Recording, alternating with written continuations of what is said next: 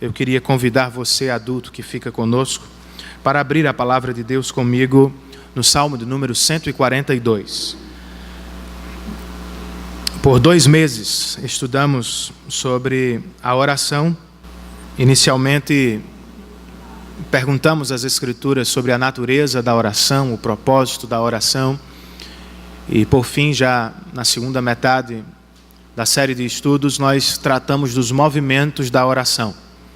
E o primeiro movimento sendo a adoração, o segundo a confissão. E hoje nós encerramos então com o terceiro movimento da oração, a petição. Recentemente eu recebi alguns jovens para conversar e por algum tempo nós discutimos diversos assuntos. E ao término, pouco a pouco, eles foram deixando minha casa, mas um deles permaneceu por mais tempo.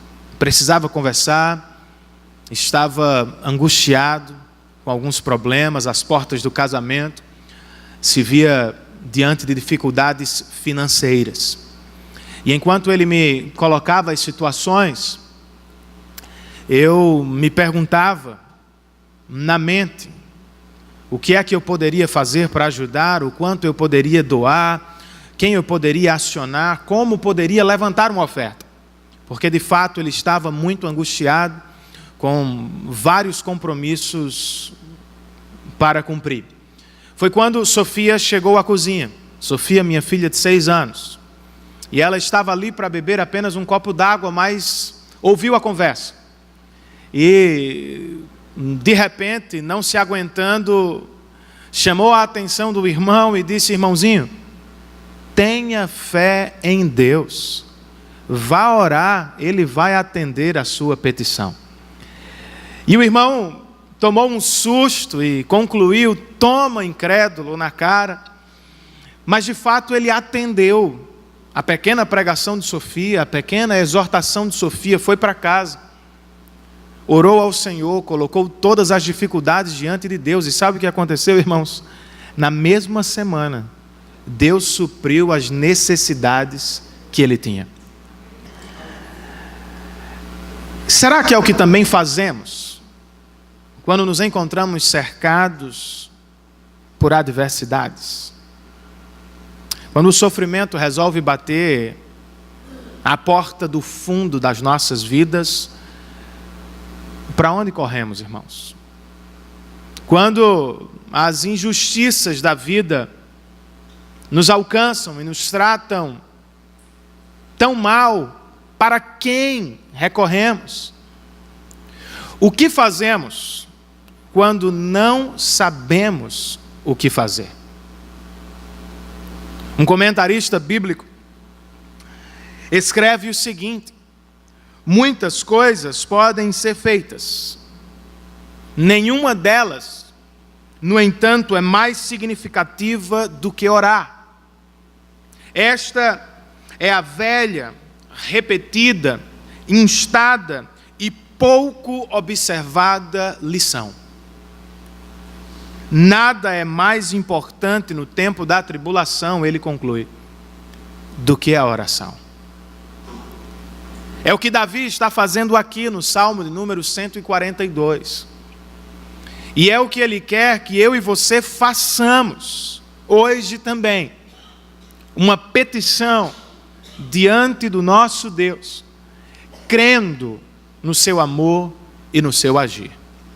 Vamos ao texto sagrado, queridos. Salmo de número 142. O salmista escreve: em alta voz clamo ao Senhor. Elevo a minha voz ao Senhor, suplicando misericórdia. Derramo diante dele o meu lamento, e a ele apresento a minha angústia. Quando o meu espírito desanima, és tu quem conhece o caminho que devo seguir. Na vereda por onde ando, esconderam uma armadilha contra mim. Olha para a minha direita e vê. Ninguém se preocupa comigo. Não tenho abrigo seguro. Ninguém se importa com a minha vida. Clamo a ti, Senhor, e digo: tu és o meu refúgio. És tudo o que tenho na terra dos viventes. Dá atenção ao meu clamor, pois estou muito abatido. Livra-me dos que me perseguem, pois são mais fortes do que eu. Liberta-me da prisão, e renderei graças ao teu nome. Então os justos se reunirão à minha volta, por causa da tua bondade para comigo. Vamos orar, queridos. Senhor, muito obrigado pelos 2 primeiros meses do ano de 2016 e por este tema tão importante da vida cristã que estudamos, a oração. Eu espero, Senhor, que através dos estudos bíblicos, das mensagens pregadas, o Teu Espírito tenha despertado o nosso coração para a disciplina da oração. Hoje, Senhor, chegamos ao final desta série, para estudar sobre a petição cristã. Certamente nós precisamos fazê-la, Pai. Por vezes nos achamos encurralados pela vida, cercados por adversidades que são maiores do que a nossa força. Se assim estamos hoje, Senhor, por favor, usa este salmo para encorajar o nosso coração, para despertar o nosso coração, e que ao término do culto não sejamos os mesmos cristãos de sempre. Pelo poder do Teu Espírito, pregação da Tua palavra, sejamos cristãos mais fortes. Pessoas que oram com perseverança e pedem e clamam a Ti com confiança. Esta é a nossa oração por causa de Cristo e para a glória de Cristo. Amém.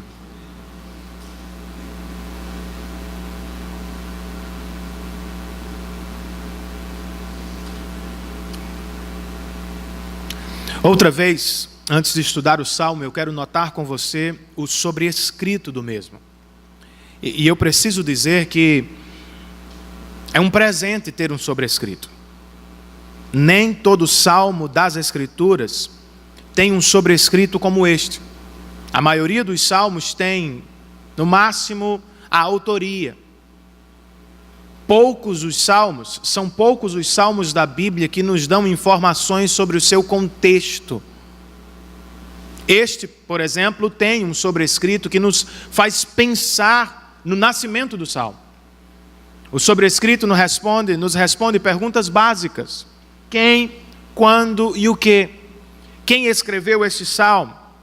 O sobrescrito nos diz: este é um poema de Davi, é de autoria davídica.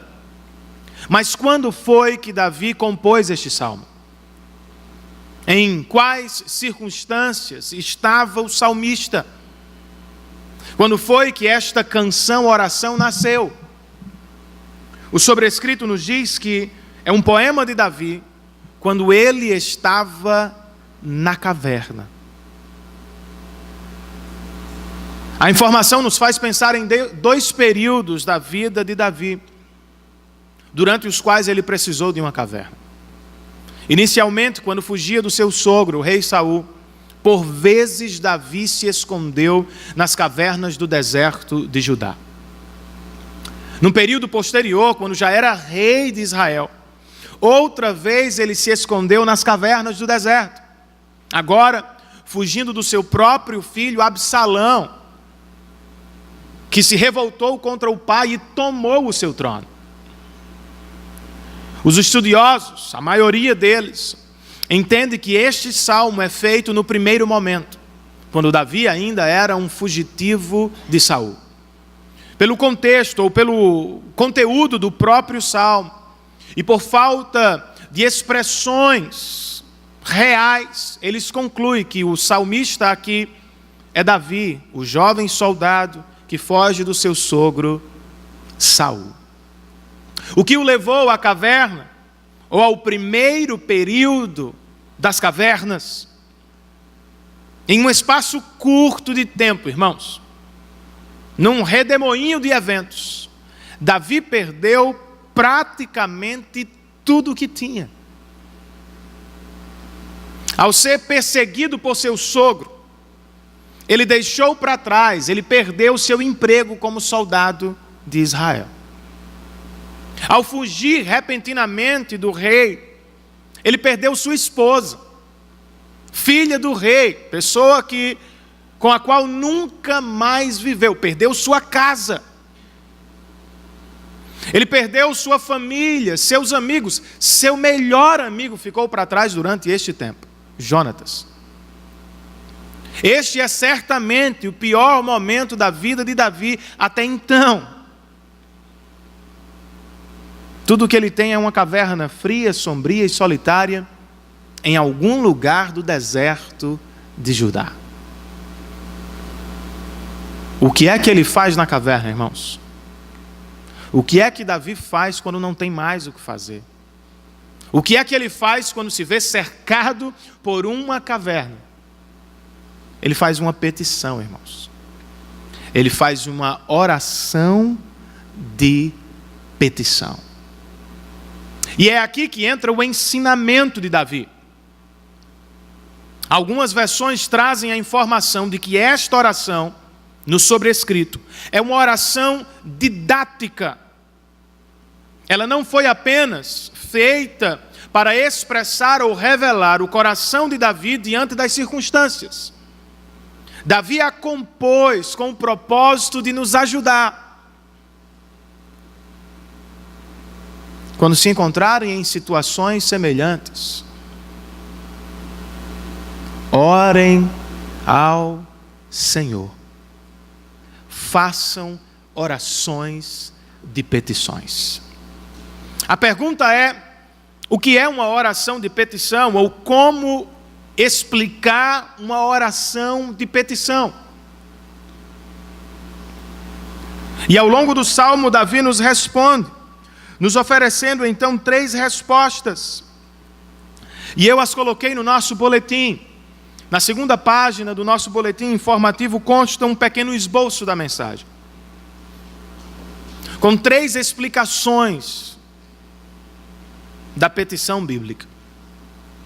Em primeiro lugar, Davi nos conta que a petição bíblica começa com um clamor, irmãos. Com um grito de desespero.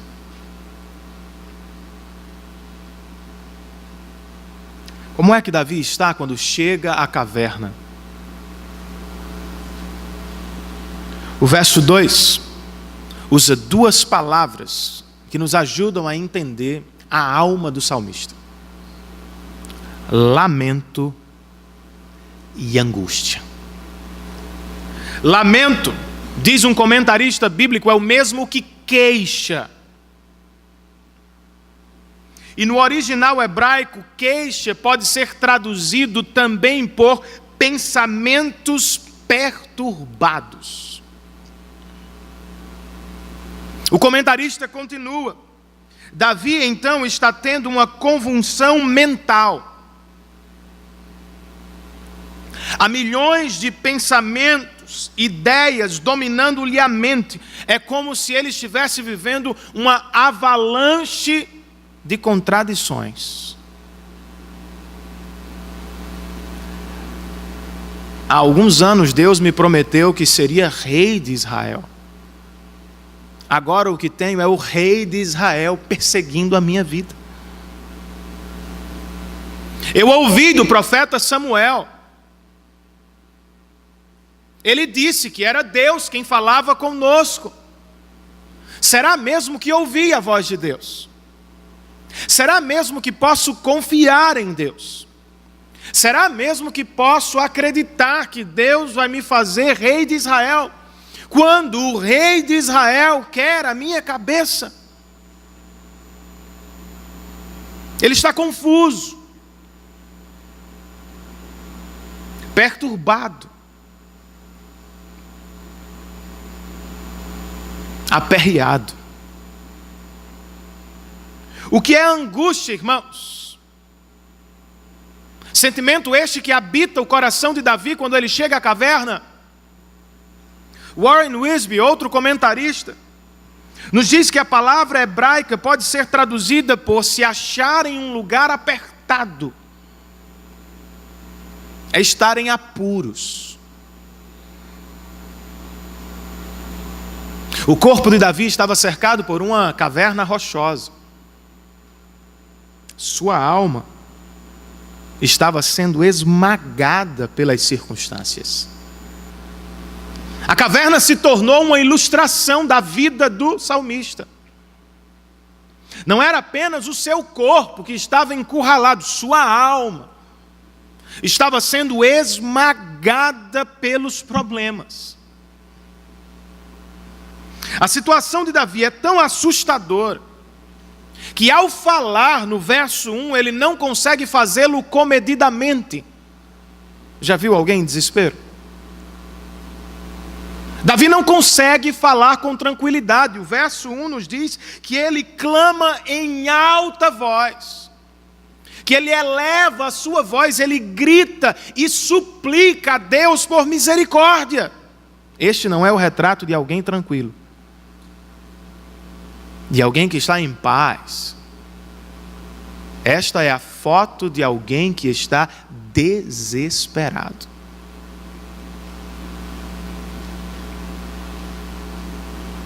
O jovem soldado de Israel está confuso.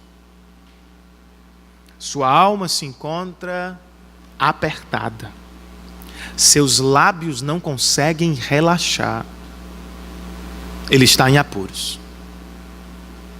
A grande pergunta é: o que ele faz? É aqui que reside a parte didática do Salmo. O que é que Davi faz quando se encontra angustiado? O que é que ele faz quando a sua mente se encontra perturbada? Quando seus lábios não conseguem parar? Qual é o rumo que ele toma? Quem ele procura? O que ele faz? Ele corre para o Senhor, irmãos. Ele faz uma oração de petição. Percebam, ele é homem como você. Ele está com medo da situação.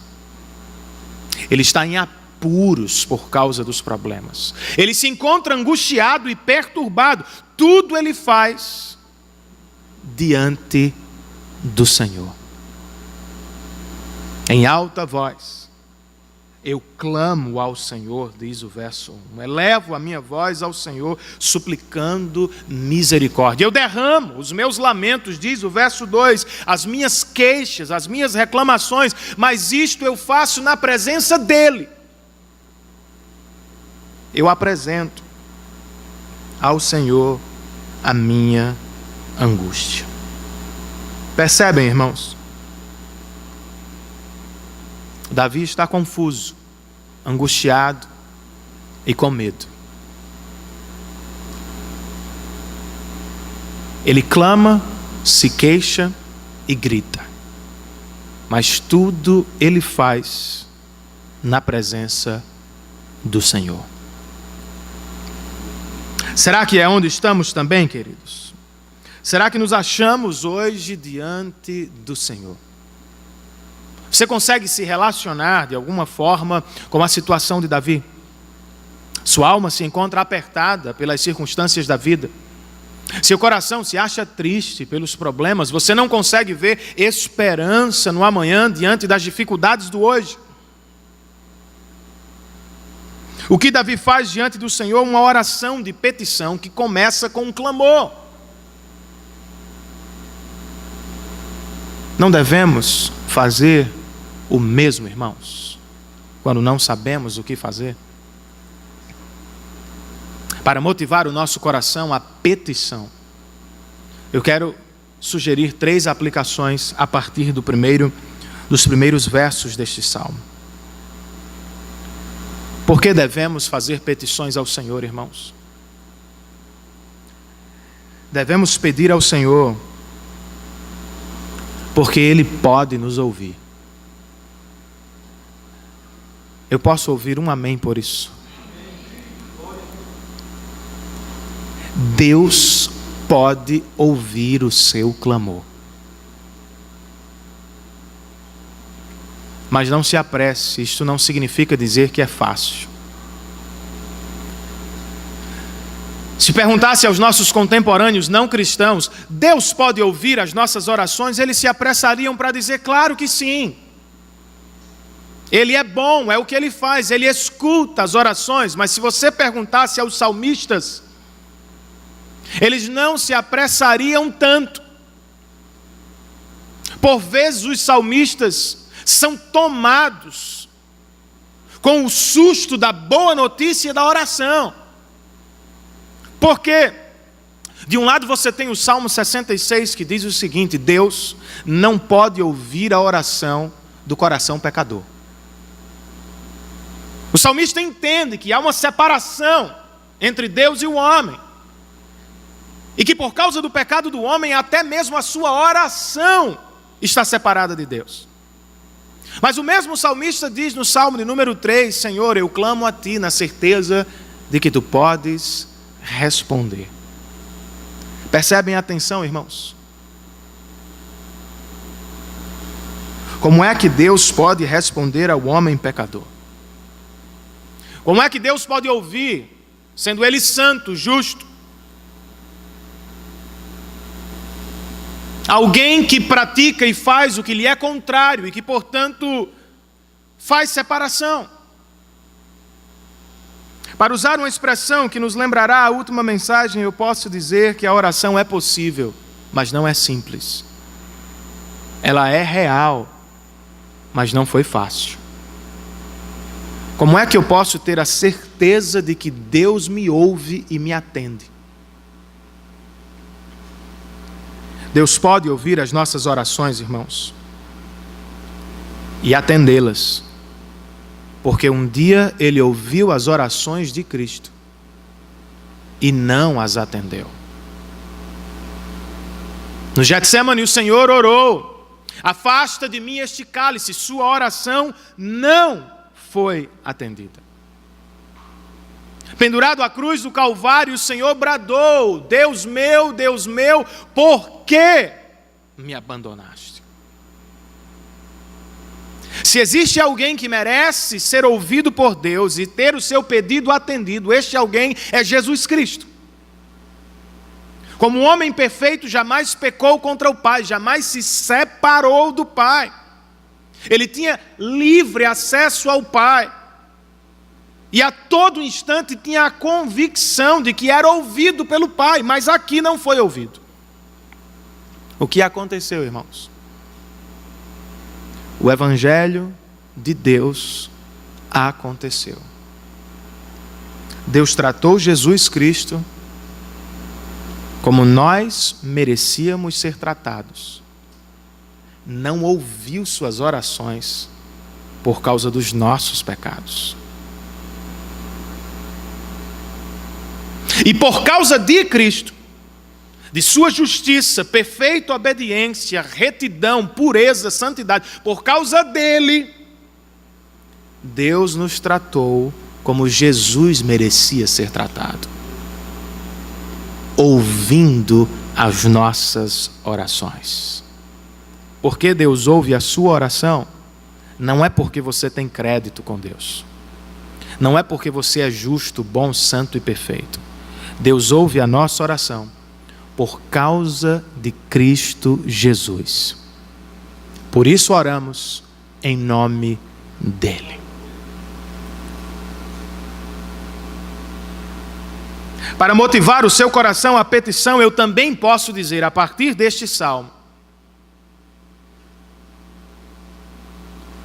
que o Senhor não tem medo das nossas queixas, irmãos, das nossas reclamações. O Dr. J.I. Packer, em um livro que sugeri no nosso boletim, escreve assim: nós não gostamos de pessoas que reclamam o tempo todo. Vocês gostam? Ninguém gosta. A Bíblia, porém, não as trata da mesma maneira. Ao longo do relato bíblico, por vezes pessoas reclamam e lamentam diante de Deus e não são por Ele desprezadas. Na verdade, o que escrevem estas pessoas, diz J.I. Packer, se torna depois literatura de sabedoria.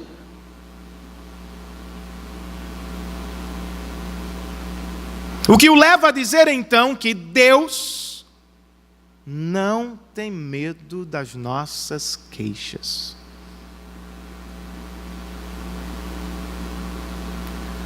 Das nossas reclamações.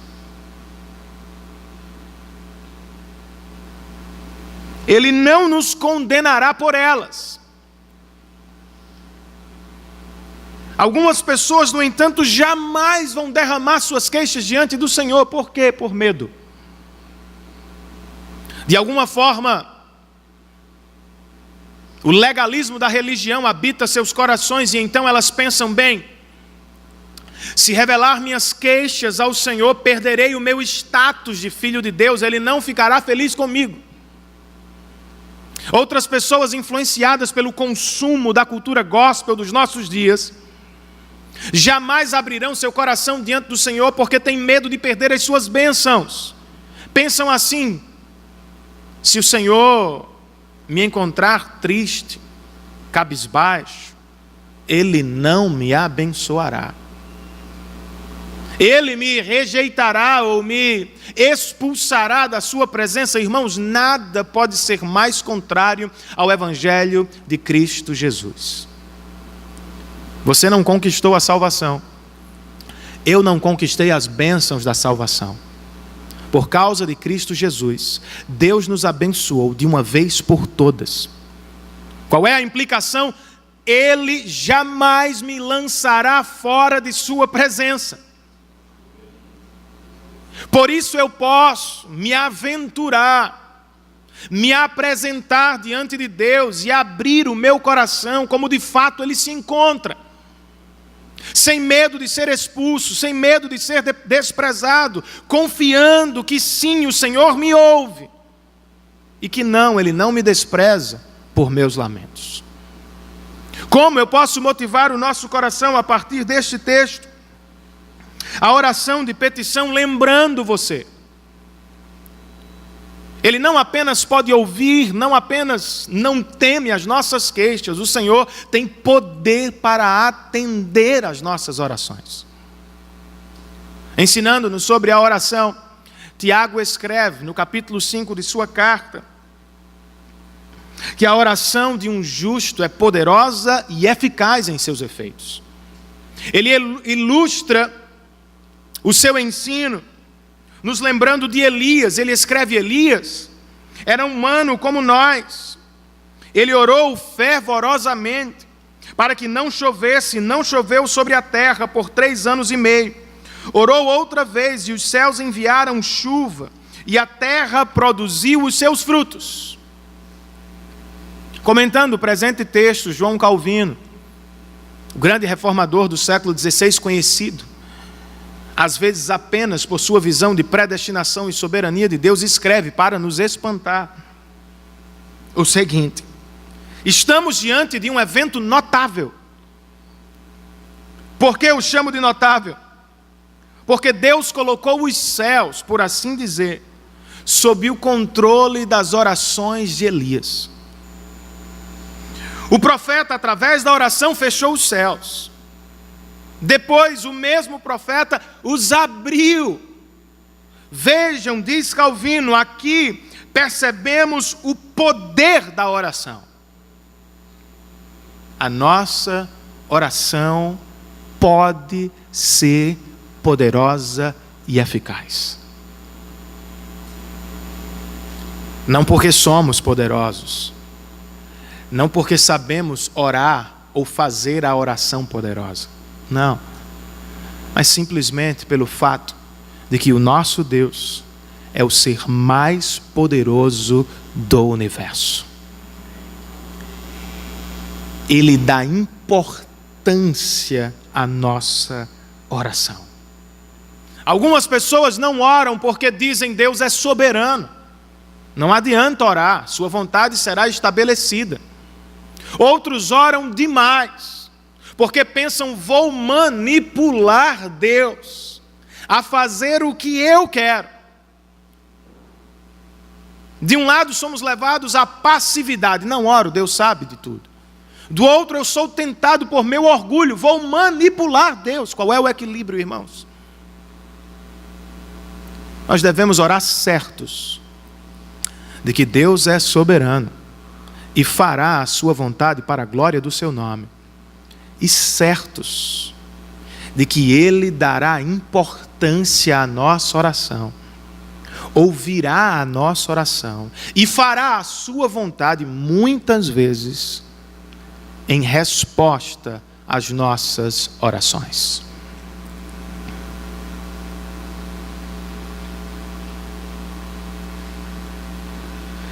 O que significa, irmãos, a oração de petição.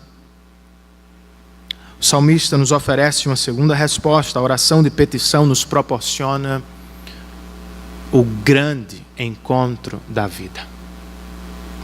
Como é que Davi está nos versos 3, 4 e 5? Eu amo este verso 3. O salmista abre dizendo: quando o meu espírito desanima. O maior rei de Israel, o maior salmista da Bíblia, o homem que recebeu de Deus o título de homem segundo o meu coração, desanimou. Cristãos desanimam. Isso acaba com o triunfalismo da mensagem neopentecostal. Sorria sempre. Não se abata pelos problemas, não chore pela doença, determine. Meu irmão, nós ainda vivemos em um mundo caído. Vamos viver sob os efeitos do pecado também. Por vezes vamos desanimar. E por que Davi se acha desanimado, irmãos? O verso 3 nos responde: na vereda por onde ando, esconderam uma armadilha contra mim. Você sabe por que ele está desanimado? Porque seus amigos, antigos amigos, viraram seus inimigos. Davi era o comandante do exército, agora tem o exército procurando a sua cabeça. Ele desanima porque seu sogro é quem o persegue. Ele desanima porque sabe que as pessoas estão à espreita, caçando o seu coração. Por que ele desanima, irmãos? Verso 4. Olha, Senhor, para a minha direita e vê, ninguém se preocupa comigo. Não tenho abrigo seguro, ninguém se importa com a minha vida. Seus amigos não apenas se transformaram em inimigos, eles se revelaram indiferentes. Davi, que há pouco estava cercado por milhares, agora se encontra completamente abandonado, irmãos. Ele procurou abrigo, ele correu para a casa de fulano, Beltrano, ele foi até as portas dos seus piores inimigos. Nem os seus inimigos ofereceram abrigo. Ele sorriu, ele falou bom dia enquanto caminhava, ninguém sorriu de volta. Ele desanimou.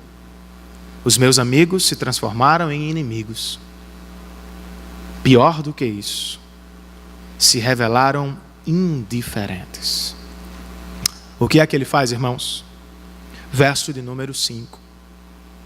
Eu clamo a ti, Senhor.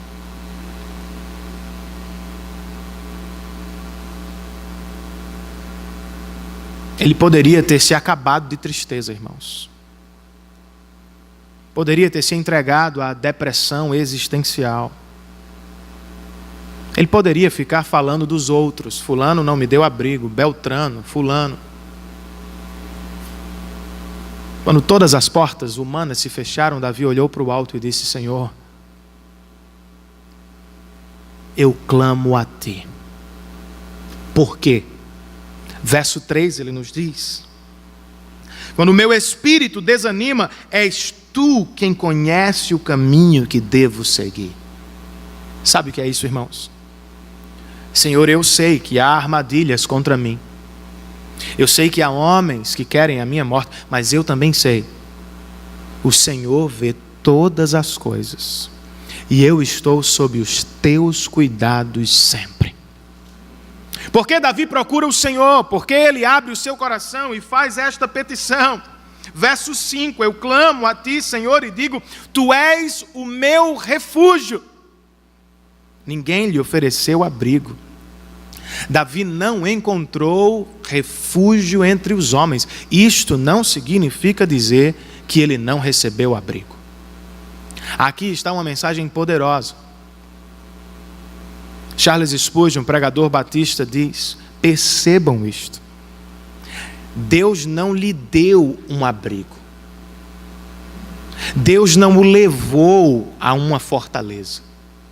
Davi está dizendo que Deus se transformou em seu abrigo, em seu refúgio. Em meio às circunstâncias, correndo perigo de vida, Davi diz: Senhor, eu não encontrei abrigo, mas eu encontrei o teu abrigo. Tu és o meu abrigo. Porque ele corre para o Senhor, porque ele nos diz no verso número 5, tu és tudo que tenho na terra dos viventes. Ele perdeu tudo, irmãos. Em um espaço de um dia, Davi perdeu a casa, a família, o salário, tudo. E certamente pediu apoio aqui e ali. Ninguém lhe ofereceu uma oferta, um donativo para recomeçar a vida. Mas no meio do deserto, cercado por esta caverna rochosa, Davi olha para o céu e diz: Senhor, eu não tenho nada, mas tenho a ti. E se tenho a ti, eu tenho tudo o que eu preciso. Em versões antigas, nós encontramos aqui a palavra porção. Tu és, Senhor, a minha porção na terra dos viventes. Davi, então, irmãos, está muito desanimado.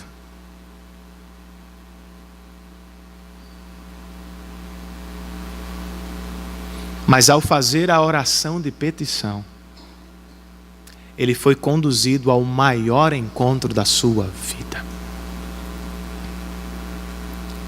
Será que é o que queremos encontrar também hoje? Será que desejamos viver este encontro glorioso com o nosso Deus? Eu lhe pergunto, qual é o melhor presente da oração cristã? O autor presbiteriano Eugene Peterson responde assim: o maior presente ou o melhor presente da oração cristã não é a petição, tampouco a resposta. O melhor presente da oração é a oração, porque ela nos coloca face a face com Deus. Já viu a oração assim? Por vezes nós nos queixamos dos problemas, reclamamos das dificuldades, e eu entendo você. Mas deveríamos também agradecer a Deus por eles. Por quê? São as adversidades, são os problemas que nos empurram à petição. E são as petições que nos conduzem ao grande encontro da vida, irmãos. Vocês se lembram de uma ilustração que contei aqui há algum tempo? De uma menininha deficiente das pernas que queria presentear sua mãe no dia do aniversário dela. Ela acordou bem cedo, chamou seu pai e disse: pai, por favor, compre um belo presente para minha mãe. E ele atendeu prontamente, foi à rua, comprou um presente, e quando chegou a menina se assustou, o presente era enorme. Pai, eu posso levar o presente? Ele disse: não, filha, você não pode. Infelizmente você não consegue, o presente é pesado demais. Ela pensou por um tempo e então chegou à conclusão, ou à ideia: pai, eu já sei o que vamos fazer. Eu vou carregar o presente e o Senhor vai me carregar no colo até minha mãe. Não é isso o que Deus quer fazer conosco quando nos permite sofrimentos, adversidades e problemas, irmãos? Você vai levar suas petições ao Senhor, mas ao chegar à presença dEle, é Ele quem vai levar você através dos problemas. Isto é maravilhoso. Qual é o resultado deste encontro promovido pela petição, irmãos? Satisfação e descanso na alma, alegria e tranquilidade de espírito. Davi não tem nada, mas sente: eu tenho tudo, estou satisfeito. Davi consegue, por assim dizer, dormir tranquilamente, cercado pela caverna rochosa e escura de Adulão. E o que é dormir, irmãos? Você sabe o que é dormir biblicamente? Biblicamente, dormir é desistir de controlar. Não é apenas repousar o corpo. Biblicamente, os salmistas tratam o sono assim: desistir de controlar as situações, confiar que Deus cuidará de todas as nossas necessidades. Você crê assim? Então durma. Viva em paz, crendo que o Senhor cuidará de todas as suas necessidades. Por fim, irmãos, o salmista Davi nos diz que a oração de petição termina com o louvor. Outra vez, como é que ele está aqui nos últimos 2 versos? O verso de número 6 nos diz que ele está muito abatido. O que significa se encontrar abatido? O adjetivo qualifica alguém que foi jogado por terra, irmãos. Alguém que foi derrubado. Ilustra alguém que perdeu a batalha, que foi derrotado. É assim que Davi se sente aqui, abatido. Como é que ele se sente aqui? O verso 6 nos diz que ele se sente fraco diante dos seus inimigos, que são mais fortes do que ele. O verso 7 nos diz que Davi se encontra preso, irmãos. Literalmente, seu corpo não está preso, mas é assim que o seu coração vê a vida. Há um rei que me caça, há um exército que me persegue. Esta é, portanto, a condição do salmista, mas o que ele faz? Uma oração de petição. Verso 6 ele escreve: dá atenção ao meu clamor, Senhor, pois estou muito abatido. Livra-me dos que me perseguem, pois são mais fortes do que eu. Liberta-me da prisão. Ele ora ao Senhor, irmãos.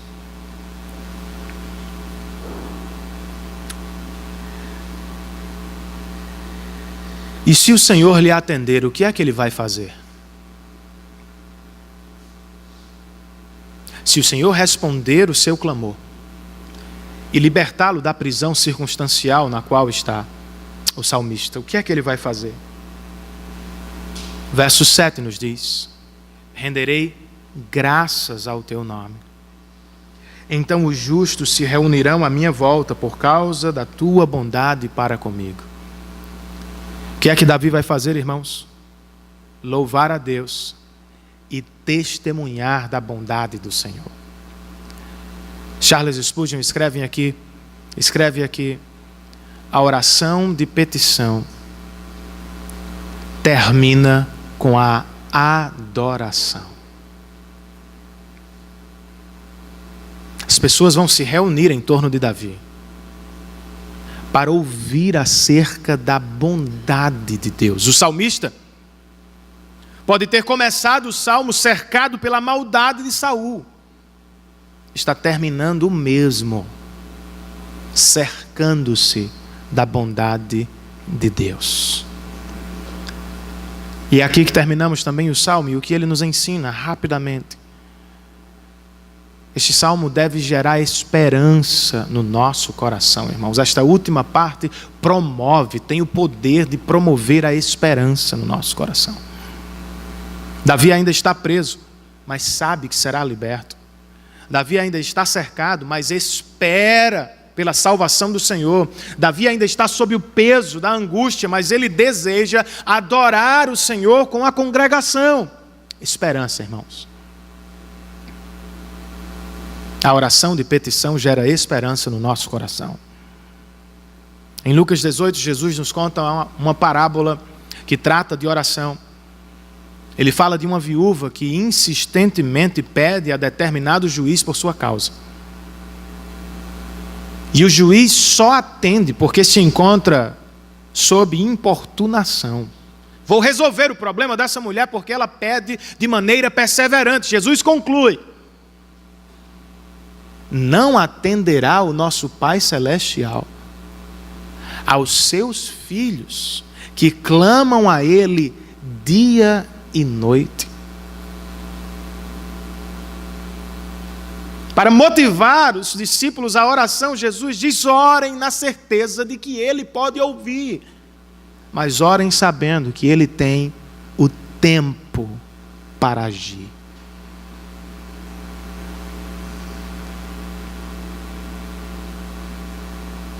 Mas não se esqueçam do que escreveu Pedro. Ele não tarda em realizar suas promessas. Porque nos faz esperar? Para gerar perseverança no nosso coração.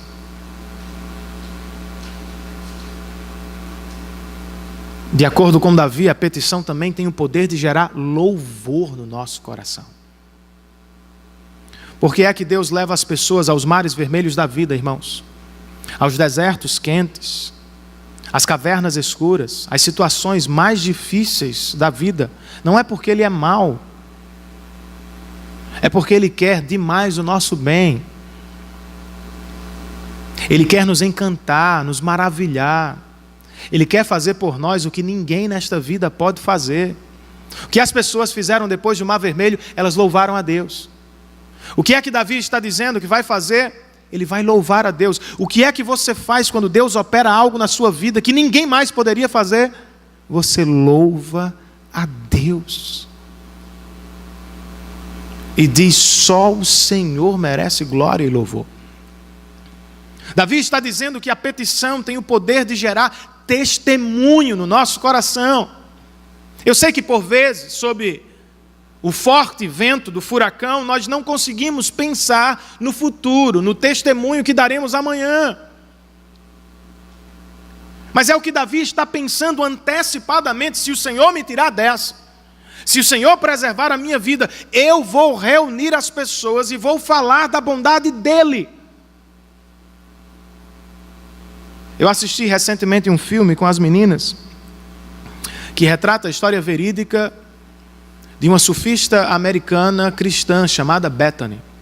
Aos 15 anos ela despontava como a melhor surfista do Havaí, quando de repente um tubarão comeu seu braço direito. É claro que ela chorou, irmãos, e viveu meses sob o poder terrível das perguntas sem respostas. Quando não sabia mais o que fazer, ela entrou num avião e foi servir as crianças órfãs da Indonésia, que tiveram seu país destruído pelo tsunami. Vocês lembram disso? Ela foi com a igreja servir as pessoas, orar pelas crianças, colocá-las no colo. E foi servindo aos outros que ela percebeu: eu tenho utilidade no reino de Deus. Ela voltou ao Havaí, retornou à profissão, conquistou campeonatos e começou a ser vista como um exemplo por toda a nação americana. E o filme termina em uma entrevista, quando alguém lhe pergunta: Bethany, você, se pudesse, voltaria a ter os 2 braços? Ela responde, curiosamente, não. E é claro que o repórter indaga por quê. E ela responde assim, irmãos: porque Deus me permite, com um braço só, abraçar muito mais pessoas do que quando eu tinha 2 braços. Eu sei que não vemos quando estamos dentro do furacão o futuro. Mas creia, Deus ainda nos dará oportunidades de testemunhar da sua bondade. Eu comecei como jovem, que fui exortado por Sofia. Tenha fé em Deus, irmãozinha. E vá orar. Podemos ter fé em Deus, irmãos. Podemos acreditar que Ele atende às nossas petições. Claro que podemos. O Senhor Jesus, ensinando-nos a orar, em Lucas 11, nos dá uma ilustração.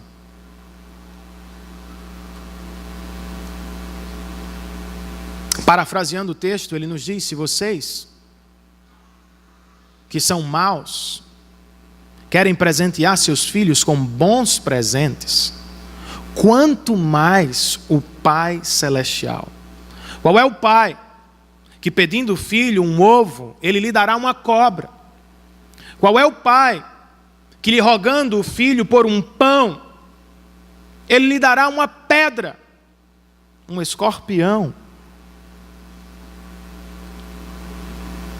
Se os pais, sendo pecadores, desejam atender os pedidos dos filhos, saibam disso. O Pai Celestial quer muito mais a alegria dos seus filhos.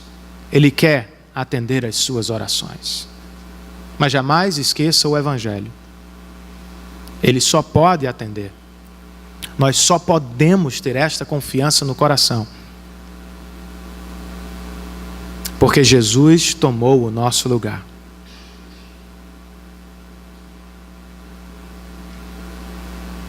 Ele foi picado pela cobra da morte.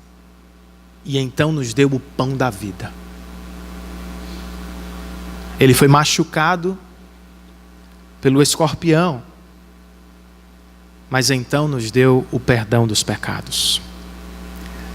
Tenha isso no coração. Ele é bom. Ele pode ouvir o seu clamor. Mas isto Ele faz por causa de Cristo, para a glória de Cristo e para a alegria dos nossos corações. Vamos orar, irmãos? Senhor, muito obrigado por esta manhã e por este momento de culto que fazemos a Ti. Ó Deus, aplica esta palavra ao nosso coração. Encoraja-nos à oração de petição. Nos leve a crer que Tu podes ouvir e responder. Nos leve a experimentar o Teu cuidado e o Teu amor. E que nos escondamos em Ti, Cristo Jesus. E que estejamos em Ti protegidos.